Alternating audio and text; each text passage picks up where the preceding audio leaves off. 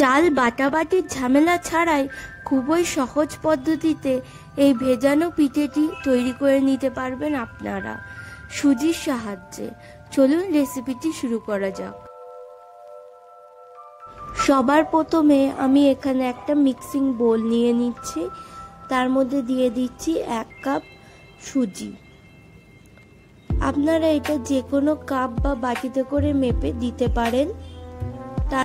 এরপর দিয়ে দিচ্ছি 1 কাপ চিনি এবং 2 বাটি দুধ। দুধটা আমি আগে থেকেই জাল দিয়ে রেখেছিলাম, দুধটা যেন গরম না হয়, দুধটা আমি ঠান্ডা করে রেখেছিলাম। তারপর সেগুলি ভালোভাবে মিশিয়ে নেব কিছুক্ষণ ধরে।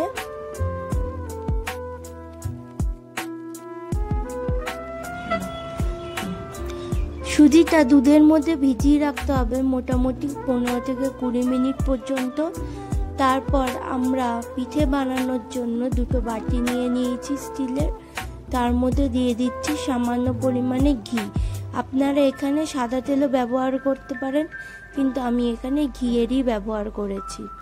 দিয়ে ঘিটা হাত দিয়ে ভালোভাবে বাটির মধ্যে ভালোভাবে স্প্রেড করে দেব, যাতে পিঠেটা তোলার সময় কোনো অসুবিধা না হয়।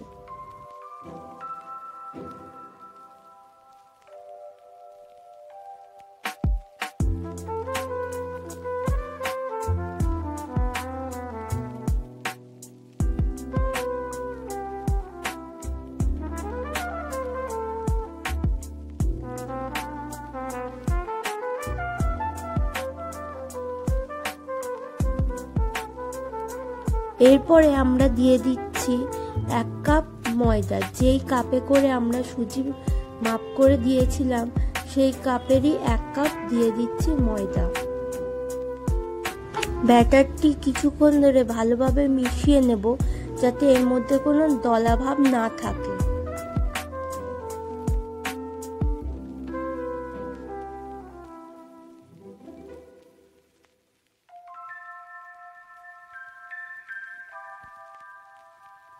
ময়দাটা দেওয়ার পর এইরকম একটা স্মুথ ব্যাটার তৈরি করে নিতে হবে।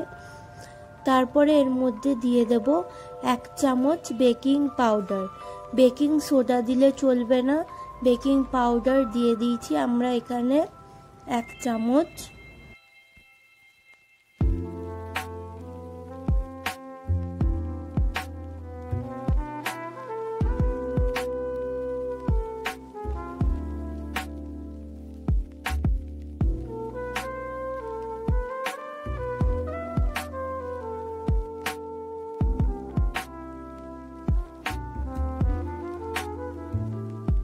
ব্যাটারের কনসিস্টেন্সিটা দেখিয়ে দিচ্ছি আমি।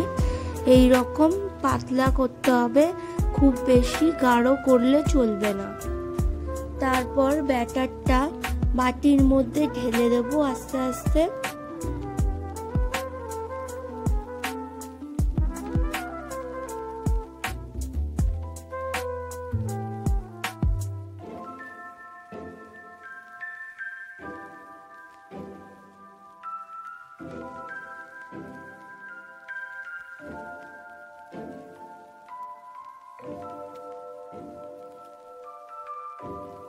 পিঠেগুলো ভাপানোর জন্য প্রথমে দিয়ে দিয়েছি জল এবং তার উপরে একটা স্ট্যান্ড দিয়ে দিয়েছি, তার উপরে দিয়ে দিচ্ছি বাটিতে করে পিঠেগুলো।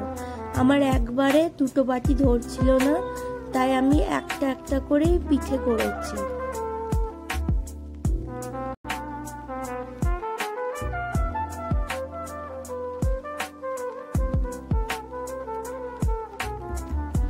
পিঠেটা কড়াইতে দেওয়ার পর যে কোনো ঢাকনার সাহায্যে ঢাকা দিয়ে রেখে দেব 15 থেকে 20 মিনিট।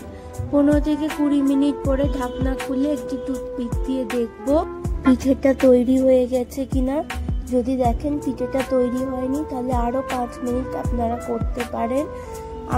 আমার পিঠেটা তৈরি হয়ে গেছিল ভালোভাবে, তাই আমি পরবর্তী বাটিটা চাপিয়ে দিয়েছি তার মধ্যে।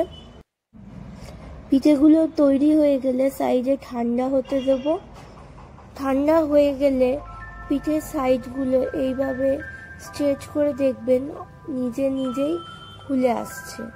তখন উল্টে নিয়ে দেখবেন যে পিঠেটা বাটি থেকে ডিমোল্ড হয়ে গেছে। চলুন পরবর্তী প্রসেসে যাওয়া যাক। আমরা কড়াইতে দুধ নিয়ে নিয়েছি এবং দুধটাকে ভালো করে জাল দিয়ে নেব।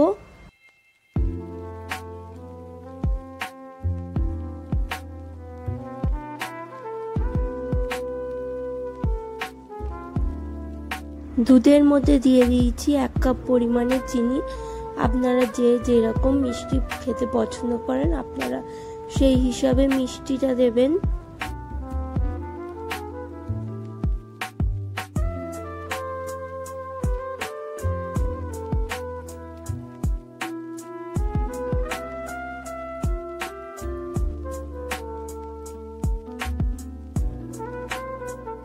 দুধটা ফুটে উঠেছে, দেখতেই পাচ্ছেন। এবার আমরা গরম দুধটা পিঠের মধ্যে দিয়ে দেব। দুধটা যদি ঠান্ডা হয়ে যায় তাহলে পিঠের মধ্যে দুধটা অ্যাবজর্ব করবে না, তাই আমরা গরম দুধটাই দেব।